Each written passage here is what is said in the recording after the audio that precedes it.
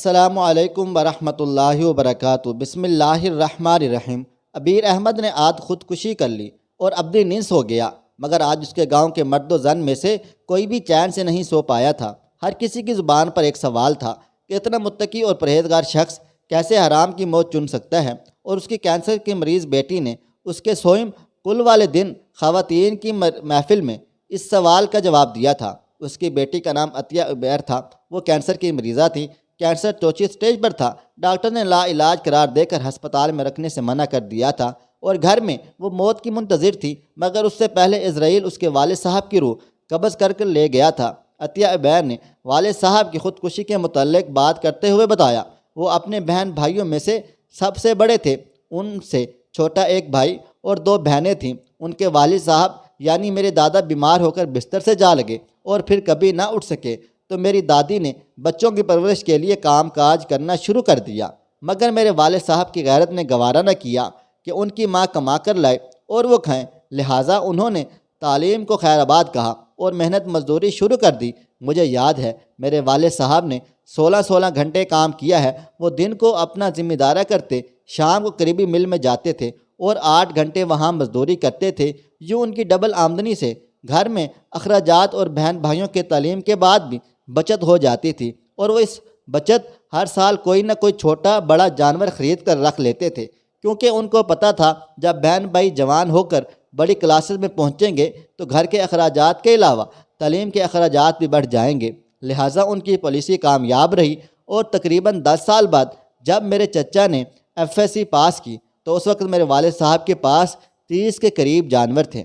جانوروں کے دودھ کی آمدن، والد صاحب کی مل کی آمدن، ذمہ دارہ کی طرف سے آنے والی آمدن کی وجہ سے میرے چچا نے میکینیکل انجینئرنگ کے لیے پرائیویٹ طور پر UET لاہور میں داخلہ لے لیا۔ میرے والد صاحب کے اتنے ایسے وسائل تھے کہ میرے چچا کی تعلیم کے لیے انہیں نہ تو کوئی جانور بیچنا پڑا اور نہ ہی کہیں سے کوئی ادھار لینا پڑا، مگر بعد ازاں جب میری دونوں پھپھوں نے میڈیکل کی فیلڈ کو چن لیا تو میرے والد صاحب کی آمدنی کم پڑنے لگی اور آہستہ آہستہ جانور بکنے لگے۔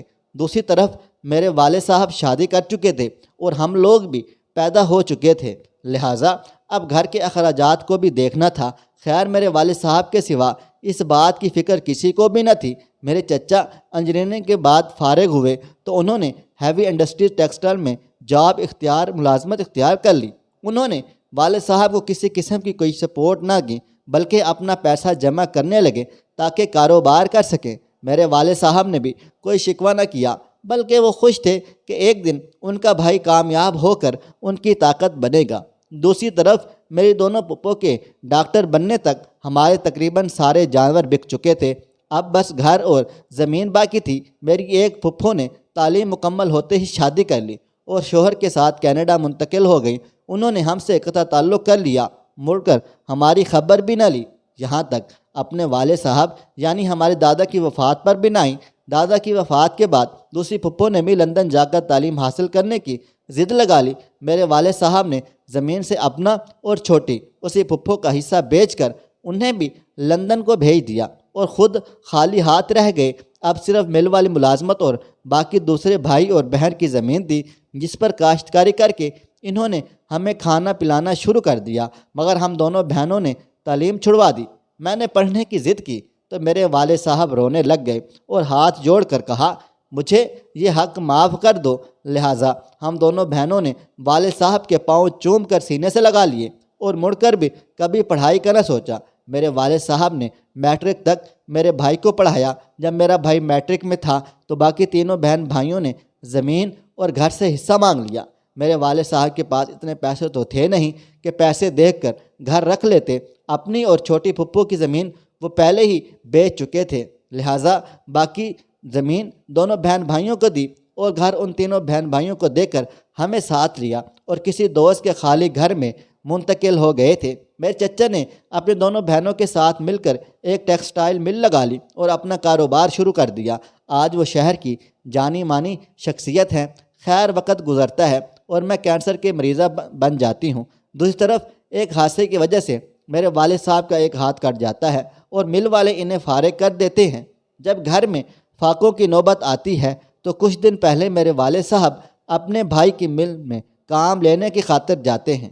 جہاں ان کے چھوٹے بھائی اور بھابھی دفتر میں بیٹھے ہوتے ہیں، میرے والد صاحب اپنے بھائی کے سامنے اپنے مدعا بیان کرتے ہیں، جس پر میرے چچا کہتے ہیں میں مل کے بیرونی معاملات دیکھتا ہوں اور اندرونی معاملات تمہاری بھابھی دیکھتی ہیں، ان سے مل لو۔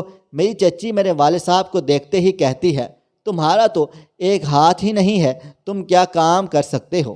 ہم بنا کام کے تنخواہیں دینے لگ جائیں تو یہ کارخانہ 2 دن بھی نہیں چلے گا۔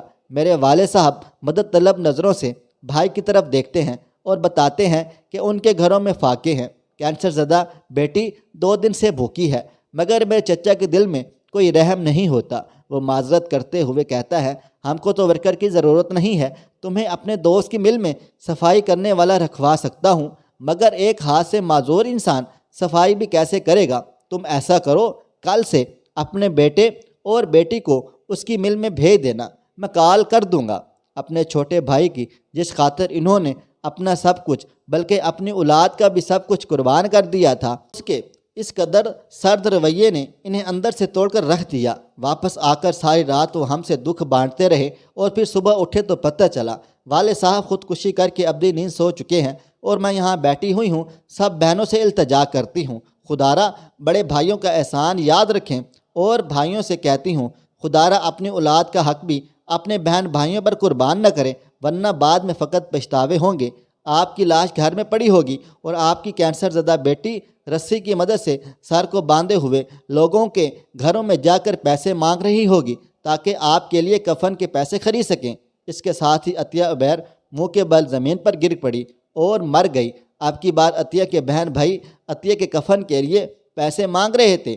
معزز ناظرین، آپ خود دیکھیں کیسے اپنے خون سفید ہو رہے ہیں۔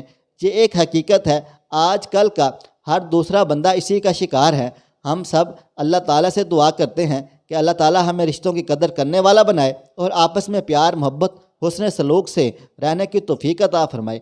آمین ثم آمین۔ آپ لوگ بھی کمنٹ باکس میں آمین لکھ کر ہماری دعا میں شامل ہو جائیں۔ جزاک اللہ۔